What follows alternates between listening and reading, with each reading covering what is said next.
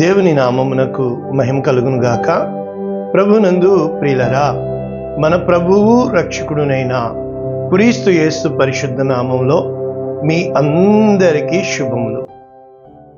9వ తేదీ అక్టోబర్ మాసము 2024 సంవత్సరం. ఈరోజు దేవుడు నిన్ను ప్రేమించి నీకిస్తున్న అద్భుతమైన వాగ్దానము, వారు నిశ్చయముగా విస్తరింపచేసేదను, నేను వారిని నిశ్చయముగా విస్తరింపచేసేదను. ఇది వాక్యము. ఇర్మియా గ్రంథము 33వ అధ్యాయము 22వ వచనం. పూర్తి వచనము ఈ విధంగా ఉంది: ఆకాశ నక్షత్రములు లెక్కింప శక్యము కానట్టుగాను, సముద్రపు ఇసుక రేణువుల నించుట అసాధ్యము అయినట్టుగాను, నా సేవకుడైన దావీదు సంతానమును, నాకు పరిచర్య చేయు లేవీయులను లెక్కింపలేనంతగా నేను విస్తరింపచేసేదను. ఇక్కడ ఒక పోలిక చెప్తున్నాడు అనమాట. ఎలాగ విస్తరింపచేస్తానంటున్నాడు? ఎవరిని విస్తరింపచేస్తున్నాడు? ఎందుకు విస్తరింపచేస్తున్నాడు? ఎప్పుడు విస్తరింపచేస్తున్నాడు? ఎవరి కొరకు చెప్పబడిన మాటలు? ఇవన్నీ మనము నేర్చుకుంటే ఈ ఇర్మియా గ్రంథము 33వ అధ్యాయంలో మనము గొప్ప కార్యాలు ఈరోజు చూడగలుగుతున్నాం. ఈరోజు ఆశీర్వాదం ఏంటంటే, శూన్యములో దేవుడు భూమిని వేలాడదీశాడు. ఏ దేవుడైతే ఈ రోజున నీ స్థితి పూర్తిగా శిథిలమైపోయిందో, పూర్తిగా పోయిందో, అది నీకు గ్యారంటీ, ఇంకా ఏ మార్గము లేదు, దేవుడే దిక్కు అనేటట్లుగా ఉన్నావో, అయితే ఈరోజు వాగ్దానం నీ కొరకే. దేవుడు నీకిస్తున్న వాగ్దానము ఎలాగా ఉంటుందంట? లెక్కింపలేనంతగా నేను విస్తరింపచేయుదును. కనుక ఏమేమి లెక్క పెట్టలేమని చెప్తున్నాడు? ఆకాశ నక్షత్రములు లెక్కింప శక్యము కానట్టుగా. 2, సముద్రపు ఇసుక రేణువులు. కనుక ఎవరి కోసము? నా సేవకుడైన దావీదు సంతానమును, నాకు పరిచర్య చేయు లేవీయులను. అంటే ఇక్కడ మనము ఏమి నేర్చుకోవాలి అనే ముందు ఒక్కసారి English version, new living translation, Jeremiah chapter 33 verses 22. And as the stars of the sky cannot be counted, అంటే ఆకాశంలోని నక్షత్రములను ఏ విధముగా లెక్కించలేమో, and the sand on the sea shore cannot be measured, ఏ విధముగా ఇసుక రేణువులు నువ్వు బరువు చూడలేవో, so I will multiply the descendants of my servant David, ఆ విధముగా నా యొక్క సేవకుడైన దావీదు సంతానమును, and the Levites who minister before me, నా ఎదుట పరిచర్య చేసు లేవీయులను నేను ఆశీర్వదించబోతున్నాను. ఈ యొక్క వాగ్దానము మనము చూసే ముందు ఈ ఇర్మియా గ్రంథం 33వ అధ్యాయము మొత్తం 26 వచనాలు కలవు. ఈ 26 వచనాలకి మరి మనము చూస్తే వీరు పెట్టిన టైటిల్స్ ఏ విధంగా ఉందంటే, ఈ ఇర్మియా గ్రంథంలో చాలా వాగ్దానాలు, తిరిగి కట్టబడుట, the excellence of the restored nation, ఆ యొక్క తిరిగి కట్టబడిన దేశము యొక్క ఘనత, ఈ మొదటి 13 వచనాలు. ఆ తర్వాత 14వ వచనం నుంచి మనము చివరి వరకు చూస్తే ద కోవెనెంట్ విత్ డేవిడ్. మీరు అడగొచ్చు, మరి దావీదు చనిపోయాడు కదా, ఇప్పుడు దావీదుకి ఎలాగని? కాదు, దావీదుకు చేయబడిన నిబంధన, నోవాహుకి చేయబడిన నిబంధన, మోషేకు చేయబడిన నిబంధన, అబ్రహాముకు చేయబడిన నిబంధనలు, ఇవన్నీ కూడా ద కోవెనెంట్ అనే వాక్యం నేను చెప్పాను అందులో ఉంటాయి. అయితే ఈరోజు వీళ్ళ పరిస్థితి ఏ విధముగా ఉండిపోయింది, ఏ విధముగా వీళ్ళు దిగజారిపోయారు అనేది మొట్టమొదట వెళ్ళే ముందు మనము ఇది చివర్లో నేర్చుకుందాం. అయితే ముందు ప్యారలల్ వర్సెస్ మనం నేర్చుకుంటే, ఆది కాండము 15వ అధ్యాయం 5వ వచనం. దేవుడు అబ్రాహాముని పిలిచి అబ్రహాముగా మార్చుకుని నీకు సంతానాన్ని ఇస్తానని చెప్పినప్పటికీ అబ్రాము జరుగుతున్న కార్యాలను బట్టి గుండె పగిలి ఏడుస్తున్నప్పుడు ఆదికాండము 15:5లో అబ్రాహాముని వెలుపలికి తీసుకుని వచ్చి ఆకాశము వైపు తేరు చూచి నక్షత్రములను లెక్కించుట నీ చేతనైతే లెక్కించుము, నీ సంతానము ఏలాగు ఉండును. ఇంకా మనము చూస్తే 13వ అధ్యాయంలో కూడా ఇసుక రేణువుల వలె అంటాడు. ఆదికాండము 22:17లో ఎప్పుడైతే ఇస్సాకును బలి ఇవ్వమని దేవుడు చెప్పాడో అప్పుడు బలిపీఠం మీద ఇస్సాకును పెట్టి కత్తి మెడ మీద పెట్టిన మరుక్షణం దేవుడు అబ్రహాముతో చెప్పుతున్న మాటలు లేకపోతే నిబంధన, దేవుడు నీకు చెప్పాడంటే జరిగి తీరుతుంది. కానీ ఆ కార్యము జరగకుండా నిన్ను బహుగా దుష్టుడు శోధిస్తాడు. ఎలా అయిపోతుందంటే నీ దీన స్థితి హీనాతిహీనంగా ఘోరాతి ఘోరంగా వెళ్ళిపోతుంది. కానీ ఇక్కడ ఇర్మియా 33 తర్వాత నేర్చుకుందాం. అయితే ఆదికాండము 22:17 నేను నిన్ను ఆశీర్వదించి ఆకాశ నక్షత్రముల వలె పోల్చుతూ ఉంటాడు దేవుడు, సముద్ర తీరము వందలి ఇసుక వలె నీ సంతానమును నిశ్చయముగా విస్తరింపచేసెదను. నీ సంతతి వారు తమ శత్రువుల గవిని స్వాధీనపరుచుకుందురు. మీకు అర్థమవుతుంది. ఇంకా ముందుకు వెళ్తే యెషయా గ్రంథము 48వ అధ్యాయము 19వ వచనంలో ఈ విధముగా ఉంటుంది. నీ సంతానము ఇసుక వలె విస్తారమగును, నీ గర్భఫలము దాని రేణువుల వలె విస్తరించును. వారి నామము నా సన్నిధి నుండి ఎప్పటికీ కొట్టివేయబడదు, మరువబడదు. ఎక్కడి నుంచి చెప్తున్నాడు ఈ మాటలు? 48:10 మీకు తెలుసు. నేను నిన్ను పుటము వేసి తిని వెండిని వేసినట్లు కాదు, ఇబ్బంది కొలిమిలో పరీక్షిస్తాడు దేవుడు. దేవుని పరీక్షలు నేను ఆల్రెడీ వాక్యం చెప్పాను, అది చూడండి. నా నిమిత్తమే అలాగు చేసేదను. అంటే దేవుడే నిన్ను చెరసాలలోకి పంపించువాడు, బయటికి రప్పించువాడు, వ్యాధికి అప్పగించువాడు, శత్రువుకి అప్పగించువాడు, నిందకు అప్పగించువాడు, అవమానమునకు అప్పగించువాడు. ఇది తెలియక మనం మనుషుల మీద కోపాలు పడుతూ ఉంటాం. ఇక్కడ 12వ వచనంలో యాకోబు, నేను పిలిచిన ఇశ్రాయేలు, నాకు చెవియొగ్గి వినుము, నేనే ఆయనను, మొదటివాడను కడపటివాడను. నా హస్తము భూమికి పునాది వేసెను, నా కుడి చెయ్యి ఆకాశ వైశాల్యమును వ్యాపింపచేసెను. నేను వాటిని పిలువగా ఒక్కటి తప్పకుండా అన్నీ వింటాయి, మనుషులకు తప్ప. చూసారా, ఇక్కడ చెప్పుతున్నాడు, మీరందరూ కూడి వచ్చి ఆలకించుడి అని చెప్పుతూ ఆజ్ఞ ఇచ్చిన వాడను నేనే, అతని పిలిచిన వాడను నేనే, అతని రప్పించిన వాడను నేనే.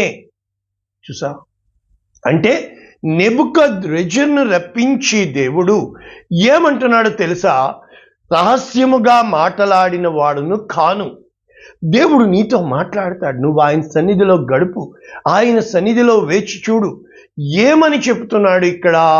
నీ విమోచకుడు ఇశ్రాయేలు పరిశుద్ధ దేవుడు నీకు ప్రయోజనము కలుగునట్లు. కాబట్టి నీవు వింటే, ఆయన మాటకి లోబడితే నీ క్షేమము నది వలె, నీ నీతి సముద్ర తరంగముల వలె. ఇప్పుడు మీకు అర్థమవుతుంది కదా. మెల్లిగా మనము వాక్యానికి వచ్చి ముగించుకుంటే 7 అంతల ఆశీర్వాదము, 7-fold బ్లెస్సింగ్ ఏ విధంగా ఉంటుంది? యోవేలు గ్రంథము 2వ అధ్యాయంలో మనకి 19వ వచనం నుంచి మొదలవుతుంది. అందుకే మీరు వచ్చి ఉపవాసం ఉండి రోదన చేసి దుఃఖముతో నింపబడండి అంటాడు దేవుడు. ఇక్కడ 23 నుంచి ఒక్కొక్క వాగ్దానము వాళ్ళు ఏ విధముగా ఈ యొక్క బ్లెస్సింగ్స్ రాశారంటే, number 1 double portion of the blessing, 2 అంతల ఆశీర్వాదం. నాతో చెప్పబడింది 4 అంతల ఆశీర్వాదం. కనుక యోవేలు గ్రంథం 2వ అధ్యాయం 25లో ఉంటుంది, 2 అంతలుగా నేను మిమ్మల్ని ఆశీర్వదిస్తాను. ఫైనాన్షియల్ అబండెన్స్, కొట్లు ధాన్యముతో నిండును, క్రొత్త ద్రాక్షారసము పైకి పొరలి పారును అని యోవేలు గ్రంథము 2:24 రిస్టోరేషన్, నేను తిరిగి మీకు ఇస్తాను, అది restoration, the blessing of restoration 2:25. తర్వాత మిరకల్స్, వింత కార్యాలు, అద్భుతాలు దేవుడు చేస్తాడు, అది 2వ యోవేలు గ్రంథం 26. తర్వాత డివైన్స్ ప్రెజెన్స్, అంటే డివైన్ ప్రెజెన్స్ అంటే నేనే దేవుడనని ఆయన తనకు చెందవలసిన మహిమ, ఇది దేవుని వలన జరిగిన కార్యమని, నిన్ను చూసి నీ స్థితి ఎంతగా దిగజారిపోయిన స్థితికి వెళ్ళిపోయినా, శిథిలమైన స్థితికి వెళ్ళిపోయినా, అవమానమునకు అప్పగింపబడిన నీ జీవితాన్ని ఎప్పుడూ తలరాత రాసిన వాడు దేవుడు కాదు, నీ జీవితాన్ని విధి రాతను రాసిన వాడు కాదు, నీ కర్మని రాసిన వాడు కాదు, తన చిత్త ప్రకారము నీ జీవితాన్ని ఒక నూతన గీతముగా రాసిన వాడు దేవుడు. ఎప్పుడైతే నీవు దేవుని యందు నమ్మకం ఉంచుతావో ఆ 2:27 నేనే ఆయననని ప్రజలు చూసి తెలుసుకుంటారు, ఇతనికి ఎలా జరిగింది ఈ కార్యము. ఇక బ్లెస్సింగ్ అపాన్ యువర్ ఫ్యామిలీ, నీ యొక్క సంతానమును దేవుడు దీవించువాడుగా, యోవేలు గ్రంథము 2:28 అక్కడ దేవుడు తన ఆత్మ కుమ్మరింపు ఉంటుంది కదా, నా ఆత్మను అంచె దినములలో మీ మీద కుమ్మరించెదను. చూసారా? ఇక చివరిగా డెలివరెన్స్ 2:32 నేనే నిన్ను రక్షిస్తాను, నేనే నిన్ను విడిపిస్తాను. ఈ పాయింట్స్ లో ఉన్నాయి కదా. ఇప్పుడు మనము ఎక్కడికి వెళ్ళాలి? ఈ యొక్క ఇర్మియా గ్రంథము 33:1 ఈ విధముగా ప్రారంభించబడింది. ఇర్మియా చెరసాలలో ఉంచబడి ఉండగా, చెరసాలలో ఉన్నాడు, యెహోవా వాక్కు రెండవసారి అతనికి ప్రత్యక్షమై ఏమని చెప్తున్నాడు? నెంబర్ 1, మాట నెరవేర్చు యెహోవా, స్థిరపరచవలనని దాన్ని నిర్మించు యెహోవా, యెహోవాను నామము వహించిన వాడు చెప్తున్నాడు. ఏమని? నాకు మొర్ర పెట్టుము, నేను నీకు, అంటే నీవు ఆ ప్రార్థన దేవుడు చేపిస్తాడు. ఎలా తెలుసా? శిథిలమైపోతావు, అన్యాయమైపోతావు, గుండె పగిలి ఏడుస్తావు, కానీ అవి ఉచ్చరింప సఖ్యము కాని మూలుగులని, బహు వేదనతో నిండిన ఆ వేడుకోలని, దేవునికి ఇంపైన సువాసన అని, విరిగి నలిగిన హృదయమని, అది నువ్వు గ్రహించలేవు. నువ్వు అనుకుంటావు నా దరిద్రము నన్ను తరుముతుంది, నేను చితికిపోయాను, నేను అన్యాయం అయిపోయాను, ఇక నా బ్రతుకు మారదు అని నువ్వు అనుకుంటావు. కానీ జాగ్రత్త సుమా, మనము ప్రకటిస్తుంది దేవుని. దేవుడు వాగ్దానము ఏ స్థితిలో చేస్తున్నాడో చూడండి. ఇప్పుడు ఇక్కడ ఏమంటున్నాడు? నీవు గ్రహింపలేనంతగా దేవుడు నిన్ను ఆశీర్వదించబోతున్నాడు. కనుక ఇక్కడ ఏమంటున్నాడు? యూదారాజుల, అంటే పట్టణములు, ఇండ్లు, నగరములు శిథిలమైపోయిన కదా.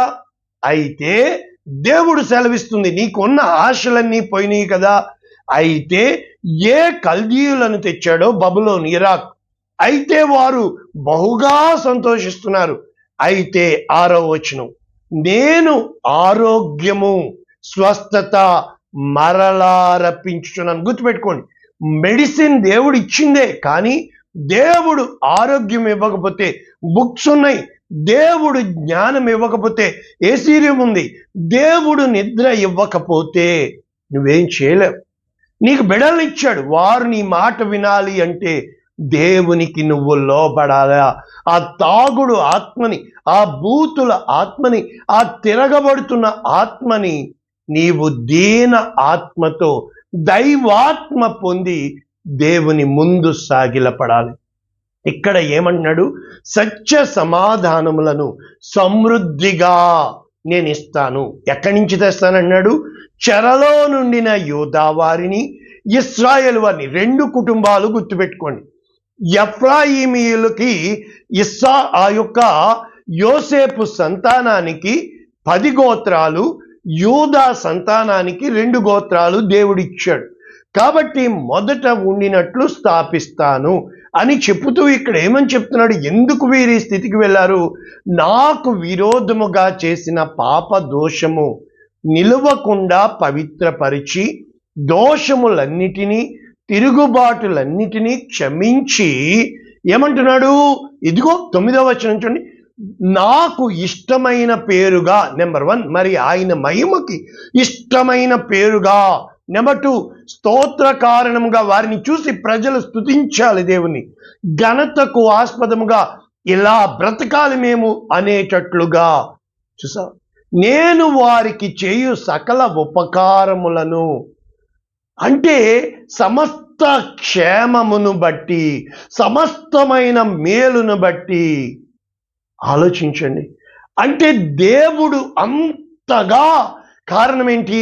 10వ వచనం, ఎలాగు ఇది పాడైపోయిను, నెంబర్ 1 దీనిలో నరులు లేరు, నెంబర్ 2 నివాసులు లేరు, నెంబర్ 4 జంతువులు లేవు అని మీరు చెప్పుచున్న ఈ ప్రజలు ఎప్పుడూ వ్యతిరేకమే మాట్లాడతారు. ప్రజల దగ్గర ఏ రోజు నువ్వు ప్రేమను పొందుకోవడానికి ప్రయత్నించక, ప్రజల దగ్గర గొప్పతనం పొందుకోవడానికి ప్రయత్నించక, ప్రజల దృష్టిని ఆకర్షించడానికి ప్రయత్నం చేయక, ఈ ప్రజలు చేసేది ఎప్పుడూ దేవునికి వ్యతిరేకమే. దేవుడు చేసేది ఎప్పుడు నా తలంపుల వంటివి నీ తలంపులు కాదు. కనుక నువ్వు ప్రజల్లో గొప్పవాడు అవుదావు అనుకుంటున్నావా? దేవుని దృష్టిలో గొప్పవాడు అవుతావు. వెంటనే మీరు నన్ను అడుగుతారు, అదేంటండి ప్రజల దృష్టికి దేవుని దృష్టికి?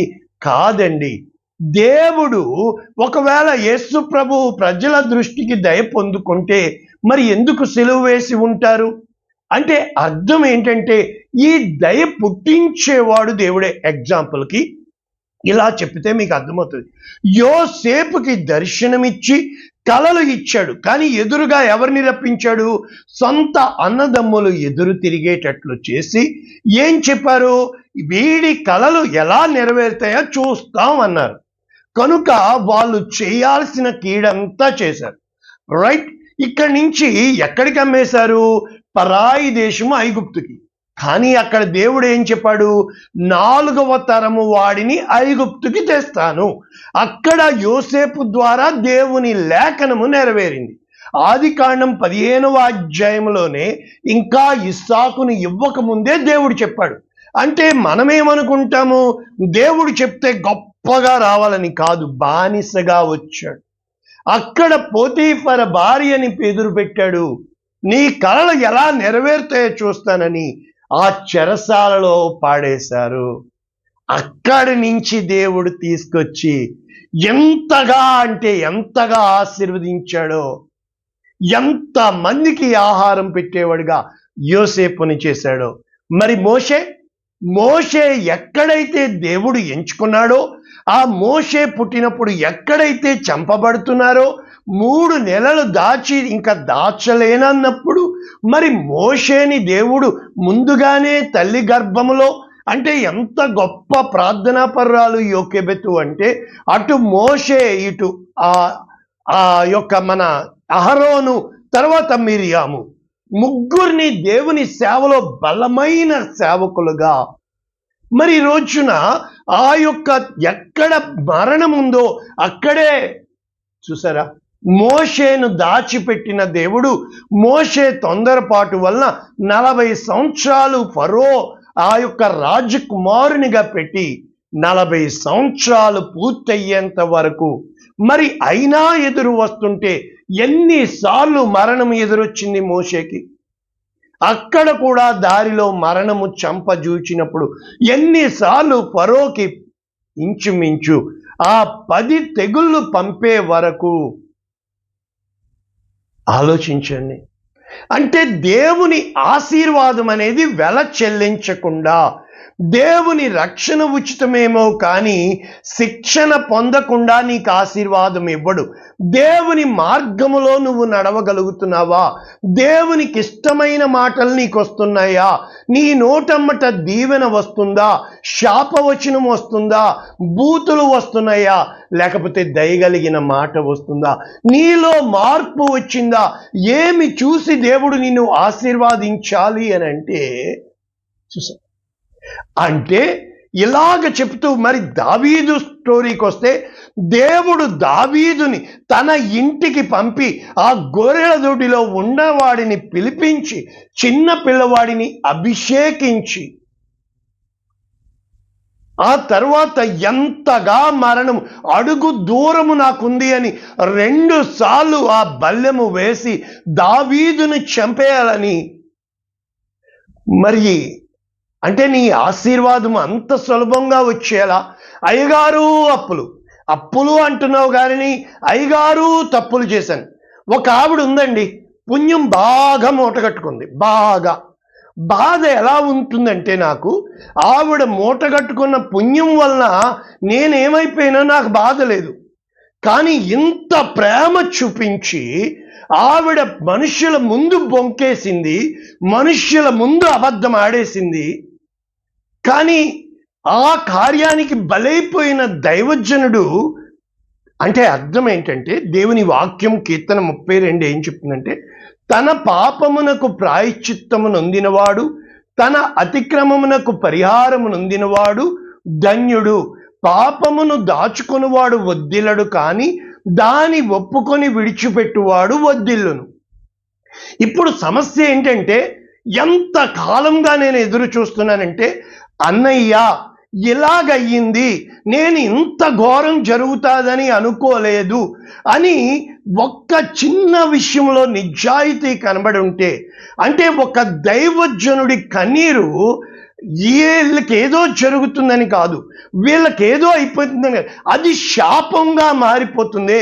ఒక దైవజనుడికి విరోధముగా నిలబడితే దేవుడు దైవజనుడి పక్షంగా వెళ్ళిపోతాడని మరి ఆ విధముగా గమనించుకోలేనప్పుడు ఆలోచించండి. అంటే ఏ రోజైతే అమ్మో దీన్ని బట్టి నా తరముల వారు ఏమైపోతారు, మరి సౌలు తరాల్ని దేవుడు కొట్టివేయలేదా, ఏలీ తరాల్ని దేవుడు కొట్టివేయలేదా, మరి ఆ యొక్క ఎంత మందిని చూచినప్పుడు ఆ యొక్క యూదాలో దేవుడు ఆ గర్భఫలాన్ని పెట్టినా మరి 2 కుమారుల్ని దేవుడు చంపేయలేదా, మరి తామారు ద్వారా పెరసు జరహాలను ఇవ్వలేదా, యూదా చేయకూడని పని చేయలేదా, మరి నయోమి నేను మారా అయిపోయిన నయోమి గర్భములో దేవుడు ఆశీర్వాదాన్ని పెట్టలేదా, రూతుని తీసుకొచ్చి ఆశీర్వదించలేదా. మరి ఈ విధముగా చూస్తే మరి ఒక హన్నా గర్భంలో సమూయేల్ని పెట్టినా అంతగా దేవుడు ఆశీర్వాదం ఇచ్చినా నీ స్థితిని చూస్తున్నావు తప్ప, నీ పరిస్థితిని చూస్తున్నావు తప్ప, దేవుని ఆశీర్వాదము సత్యమని, దేవుడు నిన్ను ఆశీర్వాదమునకు పిలిచాడని, ఇప్పుడు ఉన్న పరిస్థితులు మళ్ళా ఉండవని ఇదిగో ఇక్కడ చెప్పబడుతుంది. మనుష్యులైన నివాసులైన యోధా పట్టణంలో యెరూషలేము వీధుల్లోనే అప్పుడు చెప్తున్నాడు, తిరిగి నేను ఈ చెరలో ఉన్న వారిని రప్పించి ఆశీర్వదించి అని చెప్పుతున్న దేవుడు. ప్రభునందు ప్రియులారా, యెహోవా వాక్కు ఏంటో తెలుసా? యోధా వంశస్థులను గూర్చి నేను చెప్పిన మంచి మాట నెరవేర్చు దినములు వచ్చుచున్నవి, దావీదునకు నీతి చిగురు మొలిపించెదను. కాబట్టి ప్రభువునందు ప్రియులారా, యెరూషలేము నివాసులు యోధావారు ఈ 2 కుటుంబములు నశించిపోయెను అని సెలవిచ్చిన వీళ్ళే దేవుడు ఏమని చెప్తున్నాడు తెలుసా? ఇప్పుడు ఇక్కడ 20వ వచనం నుంచి, దివారాత్రములకు వాటి సమయములలో ఉండకపోవునట్లు నేను పగటికి చేసిన నిబంధన, రాత్రికి చేసిన నిబంధన మీరు భంగము కలుగ చేసిన ఎడల నా సేవకుడైన దావీదు సింహాసనం మీద అని చెప్పుతూ ఇప్పుడు చెప్పబడుతున్న మాట ఇదన్నమాట. కనుక ముగిస్తే ఏమని చెప్తున్నాడో తెలుసా? ఈ 2 కుటుంబములు యెహోవా విసర్జించినని నా ప్రజలు ఇక మీదట తమ ఎదుట జనముగా ఉండరని వారిని తృణీకరించుచున్న ఈ జనులు చెప్పుచున్న మాట నాకు వినబడుతున్నది. కనుక మళ్ళా చెప్తున్నాడు, పగటిని గూర్చియు రాత్రిని గూర్చియు నేను చేసిన నిబంధన నిలకడగా ఉండని ఎడలా భూమి ఆకాశములను గూర్చి ఎదులను నియమించువాడని నేను కాని ఎడల అబ్రహాము, ఇస్సాకు, యాకోబుల సంతానం ఏలుటకు అని చెప్పుతూ తిరిగి నేను జాలి పడతాను. ఇదండి వాక్యం. దేవుడు నిన్ను కట్టేవాడే తప్ప, దేవుడు నిన్ను దీవించేవాడే తప్ప, దేవుడు నిన్ను ఆశీర్వదించేవాడు. ప్రార్థన చేస్తాడు. పరిశుద్ధుడా, ప్రేమ కలిగిన తండ్రి, విత్తబడిన వాక్యాన్ని 30 60 100 1000 యేసు నామమున ఆశీర్వాదం పలికి, దీవెన పలికి, నీ దయగలిగిన హస్తాలకి, కృపగలిగిన హస్తాలకి, కనికరము కలిగిన హస్తాలకి నీవు మాట ఇచ్చావంటే సూర్య చంద్ర నక్షత్రములు ఆగుతాయి, భూమి ఆకాశం గతించును కానీ నీ మాటలు స్థిరముగా నిలబడినని యేసు నామమున వీరిని దీవిస్తున్నాము తండ్రి. ఆమేన్. God bless you all. దేవుడు మిమ్మల్ని దీవించుగాక. ఆమేన్.